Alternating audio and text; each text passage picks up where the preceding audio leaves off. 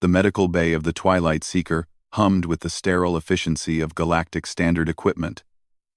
But Dr. Zolthar's 4 eyes betrayed his confusion as he looked between his 2 patients.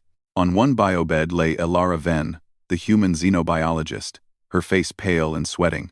On the adjacent bed, wrapped in thermal blankets, was Cub Realtek, a juvenile Carthene, whose parents had perished in a mining accident 3 stations ago. "Explain to me again." Zolthar's translator rendered his clicking speech into standard. "Why you consumed nutrition paste formulated for a carnivorous species with a radically different digestive chemistry."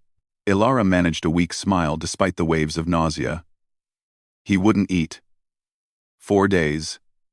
Doctor. 4 days watching him get weaker.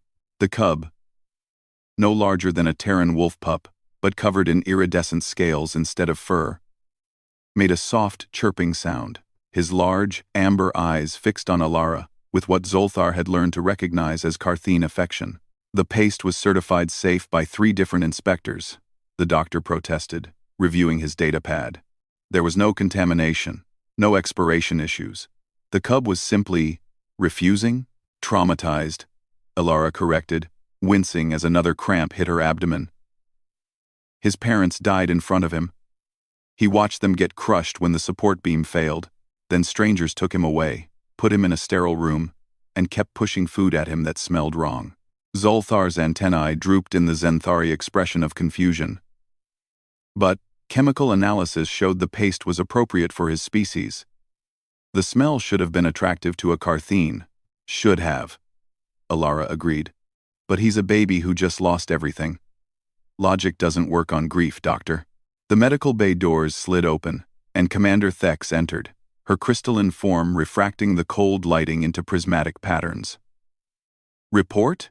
The human will recover fully within 2 cycles," Zolthar said. "Her species has a remarkably resilient digestive system, though I cannot fathom why she would willingly poison herself. The Carthene juvenile is stable now, showing signs of improved nutrition intake, because I needed him to see it was safe," Elara interjected, pushing herself up on one elbow despite the doctor's disapproving gesture. "His parents always tasted his food first. It's instinct for their species adults sample first to check for toxins. He was waiting for someone to show him it was okay." Commander Thex's form pulsed with the crystalline equivalent of a thoughtful pause. "You knew the food would make you ill?" "I suspected it might," Elara admitted. "Humans can eat a lot of things that don't agree with us. But I've seen the Carthene feeding practices in my xenobiology databases. Parent tastes, cub watches, then cub eats. It's hardwired into them." He wasn't being stubborn, he was following his species' survival protocol. The cub chirped again, louder this time, and reached one small, clawed hand toward Elara's bed. The human extended her arm, letting those tiny claws wrap around her finger. The paste was formulated with sulfur compounds and heavy metal traces that are nutritious for Carthenes, Doctor, Zolthar explained, his tone carrying professional concern. "For humans, these are toxic.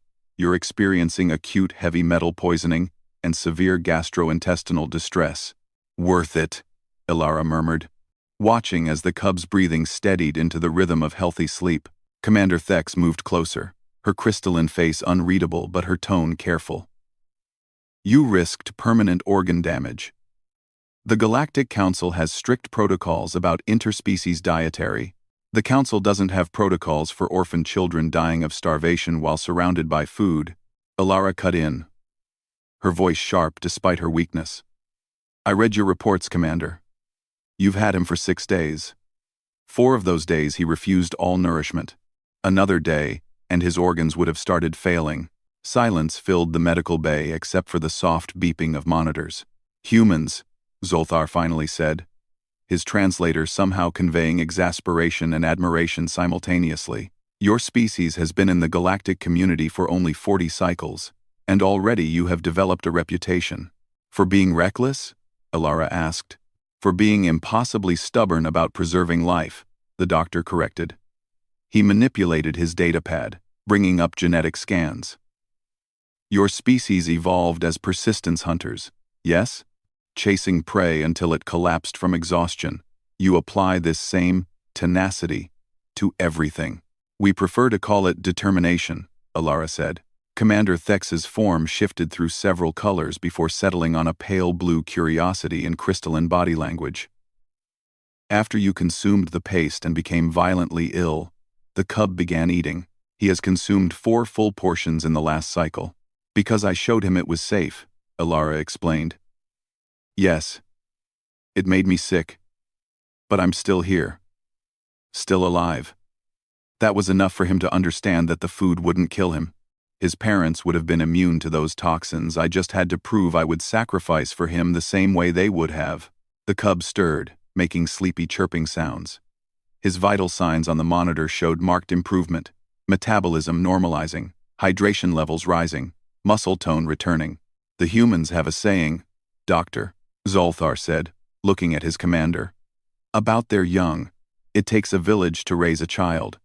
I believe they have expanded this philosophy to include all species. We just call it being decent. Alara said softly. Watching the cub sleep. He lost his parents. Someone had to show him he wasn't alone. Commander Thex pulsed again, this time in the frequency that indicated decision-making. When you recover, xenobiologist Ven, we will need to discuss your assignment. The Carthene Council has requested a guardian for the cub until relatives can be located. Given that you have already bonded with him through traditional feeding practices. Yes, Alara interrupted, not needing to hear the rest. Of course, yes. The cub's claws tightened around her finger, and even through the haze of heavy metal poisoning, Alara felt the warmth of purpose. Dr. Zolthar made a notation on his datapad. Humans, impossible, reckless, and yet somehow, exactly what this galaxy needs.